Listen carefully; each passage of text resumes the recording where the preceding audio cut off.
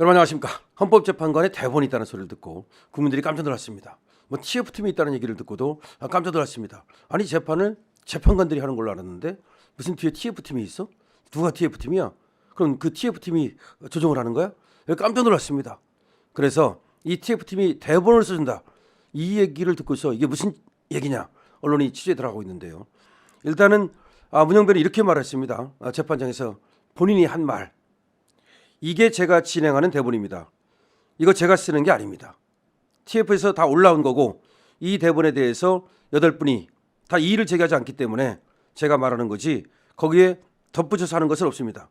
야, TF팀에서 대본을 만들어주고 여기에서 평의를 거쳐서 이의가 없으면 그대로 한다. 이런 얘기 아닙니까? 그러면 대본을 만드는 데는 다른 사람들이 하는 거 아니야. 그럼 평의를 거쳐서 대본을 만드는 게 아니고 보통은 평의에서 어떻게 하기로 이렇게 메모 그게 아니라는 거야. TF팀이 있고 여기서 대본을 만들어주면 그걸 갖고 평의를 해서 그 아무도 이의를 제기하지 않으면 그대로 하고 누군가 이의를 제기하면 그때 가서 뭐 다른 얘기를 한다. 이런 얘기 아닙니까? 그럼 대본이 뭐냐? 그럼 컨트롤 타워가 따로 있느냐? 헌법재판관 8명이 평의를 해서 재판을 진행하는 것이 아니고 대본에 따라서 재판을 진행하는 것이냐? 그럼 결론도 TF팀에서 결론을 내주면 그거 가지고 판결문을 쓰느냐? 지금 난리 난 겁니다, 이거. 이게 지금 문영배가 얼떨결에 알떨결일 수도 있고 사실은 고의로울 수도 있어요. 면피하기 위해서 이런 걸 터뜨렸다고도 볼 수 있고 아니면 얼떨결에 실수로 이런 얘기를 했다고도 볼 수 있는데 이게 왜 나온 거냐면은 윤석열 대통령 측 변호인단이 증거 채택에 대해서 그리고 또 증인 신문 방법에 대해서 계속해서 이제 이의를 제기했거든요. 왜냐하면은 지금 헌재가 문영배 권한대행이 재판을 진행하는 것이 이 법에도 맞지 않고 어떤 관례와 절차에도 맞지 않으니까 거기에 대해서 이의를 제기한 거죠. 그러니까 문영배가 짜증을 내면서 말이죠. 이거 다 대본에 의해서 하는 거다. TF에서 대본을 써주면 그거에 의해서 하는 거고 평의에서 누구도 여기에 이의를 제기하지 않았기 때문에 지금 그대로 하는 거다. 제가 덧붙여서 하는 건 없다. 이게 무슨 말입니까? 자, 이런 얘기가 지금 나오고 있는데요. 그러면 누가 대본을 쓰는 거냐? 궁금하지 않습니까? 누가 도대체 컨트롤 타워를 하는 거냐? 아니, 헌재 재판관들 뒤에 누가 있단 말이냐? 이런 얘기까지 나오는 겁니다. 그럼 그 대본을 쓰는 사람이 만약에 민주당 측과 연계돼 있다면 그쪽에 사주를 받고 있다면 그 사람이 만약에 대본을 쓰는 사람들이 좌파 성향을 갖고 있다면 윤석열 대통령에 대한 탄핵 의견을 갖고 있다면 이 대본이 어떻게 되겠느냐? 오염될 거 아니냐? 지금 이런 얘기입니다. 여기에 대해서 지금 FN2데이가 파이낸셜 투데이죠. 또 보도를 하고 있는데 아주 요새 좋은 보도를 많이 하고 있죠. 문영배 헌법재판소 권한대행은 14일 윤석열 대통령 탄핵심판 8차 변론기일이 마칠 무렵 처음으로 TF 문서를 소개했다. 자신은 대본에 따라 재판을 진행한다면서 대본을 들어 재판장에 모두에게 공개한 것이다. 헌법재판관 8명의 협의를 통해 재판이 진행된다고 생각했던 피고발인과 변호인단은 충격을 받은 모습이었다. 그렇죠. 엄청난 충격이야. 국민들 역시 생소한 헌법재판소 TF에 대해 궁금하다는 반응이다.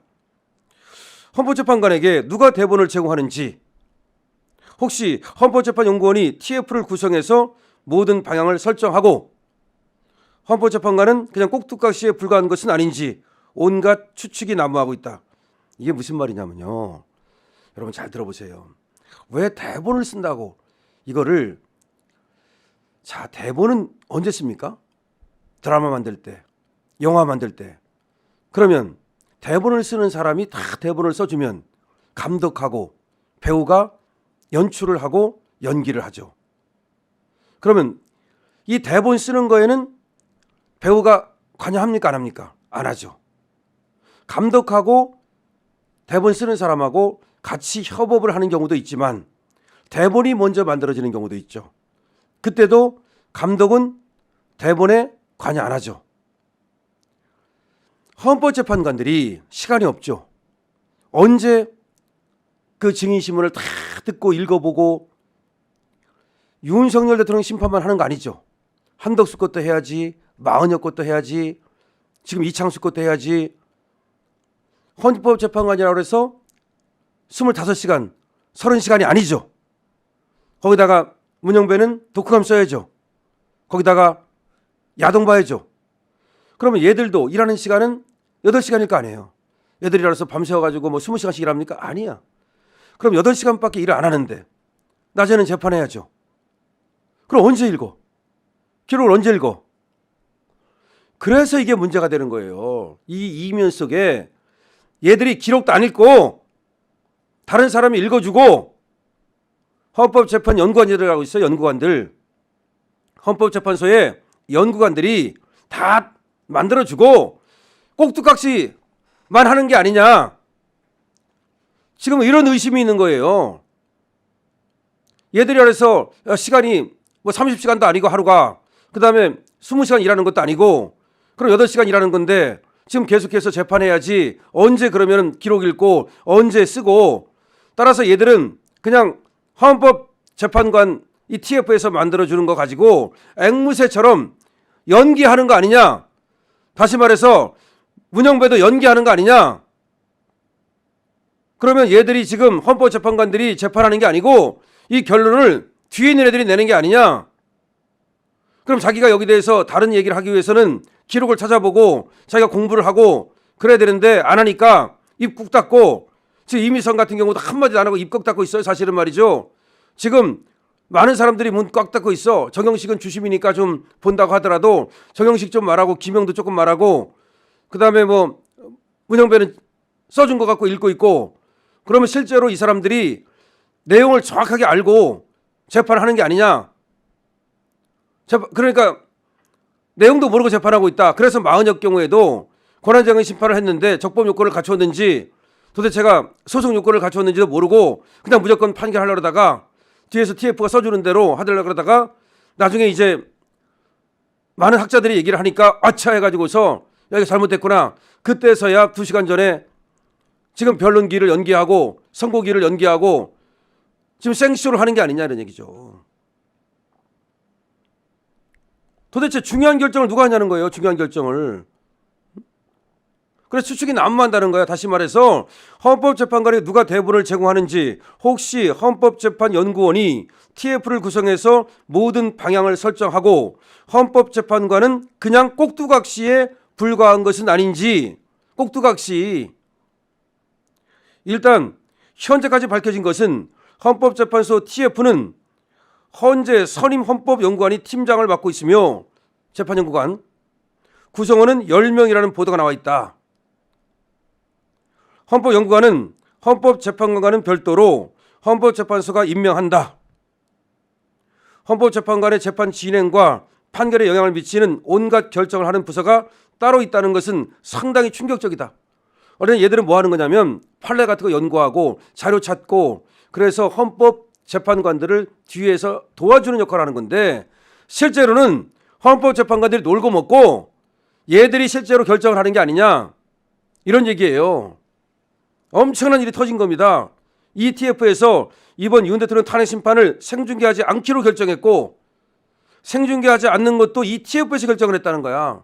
한덕수 전 대통령 권한대행이 헌법재판관 임명 여부도 따졌던 것을 알려진다. 야, 기가 막히다. ETF에서 생중계 안 하겠다. ETF에서 한덕수 빨리 해야 되잖아. 가처분 사건을. 그런데 그것도 뒤로 미루고 거의 중요한 모든 결정을 ETF에서 한다는 것이다. 야, 기가 막힙니다. 그러면 한덕수를 뒤로 미루고 마흔여 건을 앞당긴 것도 ETF가 아니냐. 보통 ETF가 젊은 애들이거든요. 한 40대. 근데 40대, 50대 같은 건 누구예요, 대개? 40대라든지 50대 초반이 좌파들이 많잖아요.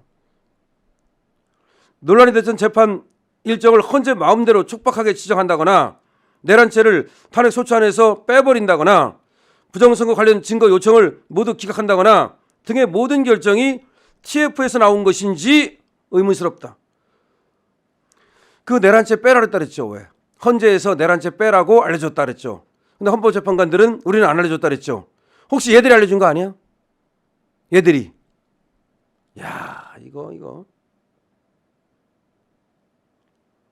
그러니까 헌법재판관들은 서로 마음도 안 맞고 평의도 잘 안 하고 지금 따로따로 놀고 있는데 이 지금 헌법재판연구관이라는 애들이 다 그 TF에서 전부 다 결정해가지고 우위를 올리면 그냥 그렇게 하지 뭐.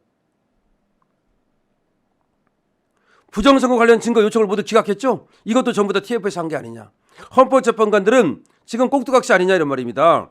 헌법재판소는 이번 기회에 그동안 공개되지 않았던 조직의 인적 구성, 의사결정 과정을 명확하게 공개하고 헌법재판관에게 영향력을 행사하는 헌재 그 또 다른 조직이 있는지 밝혀야 한다.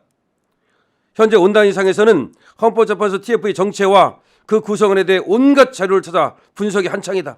어떤 놈들인지. 그렇죠. 지금 난리 났어요 지금. 만약 헌재 내 헌법연구관이 헌법재판관의 판결에 조금이라도 영향력을 미칠 수 있는 구조라면 현재의 헌법재판소는 당장 모든 재판을 중단하고 헌법재판소의 존폐 여부를 따져야 할 것으로 보인다. 당장 중단해야 된다는 거 지금. 응? 임용 자격을 보면 말이죠. 변호사 자격증 있는 사람 중에서 뭐 판사를 지냈든 뭐 박사학위를 지냈든 뭐 그런 사람들을 임명할 수 있도록 돼 있는데, 지금 이거는 대통령이 하는 것도 아니에요. 그냥 헌법재판소에서 임명을 하는 거야. 헌법재판연구관. 그런데 얘들이 헌법재판관을 대신하고 있다면 이거 보통 문제가 아니잖아요. 지금 헌법연구관이 되기 위한 자격이 지금 뭐 별게 없어. 그러면 헌법재판소에서 자기 마음에 맞는 사람들 딱 좌빠면 좌빠 이 성향 보고서 딱 채용해가지고서 얘들이 좌우하게 만들면 그냥 장악할 수 있잖아. 기가 막힙니다. 기가 막혀. 그 다음에 임용 기준이 너무 널널하대요. 국가고시 출신 또는 법률 전공자가 아니어도 헌법연구관이 되어 헌법재판관을 좌우지할 수 있다. 지금 임용 자격을 볼까요? 그러면 이렇게 돼 있어요. 변호사 자격이 있는 사람, 판사, 검사 또는 변호사 자격이 있는 사람, 공인된 대학의 법률학 조교수 이상의 직. 변호사 자격 없어도 되네.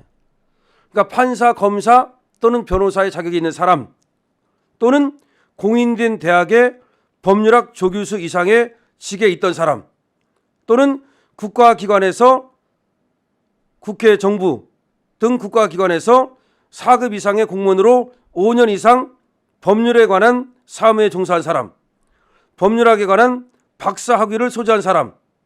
이게 뭐야? 사법고시 안 붙어도 되네? 변호사 자격증 안 붙어도 되네? 기가 막힙니다. 이거 빨리 헌법재판소가 이 TF, 그 다음에 이 TF 명단 빨리 공개하고 말이죠.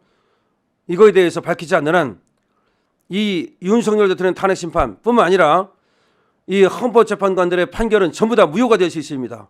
왜냐하면 헌법재판관들이 판결한다고 돼 있지 헌법재판관 연구관들이 판결하고 헌법재판관은 꼭두각시가 된다고 돼 있지 않기 때문입니다.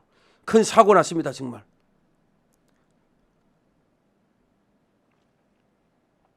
자, 헌법재판관에게 도대체 대본을 써주는 사람이 누구냐? 이 영상 많은 곳에 공유해 주시고요. 강신업 TV입니다.